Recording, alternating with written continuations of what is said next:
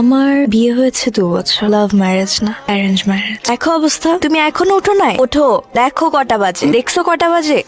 মার্চের 1 তারিখ আমাদের বিবাহ বার্ষিকী। শিমুলের কি মনে আছে? মাহি, চাটা শেষ করে যাও। সময় নেই বলে। কি খবর তোমার বলো? ভালো। তোমাকে দেখলে মাঝে মাঝে কবিতা লিখতে ইচ্ছা করে। তুমি এত সুন্দর কেন? ও এত দেরি করছে কেন? আসছো, মন ধরলেন না যে? তোমার সাথে আছি না, কি করেছি? খেয়ে আসছি।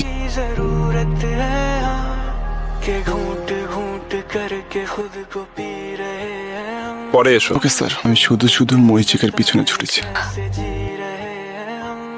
কি ব্যাপার, অজ্ঞান হয়ে গেল নাকি?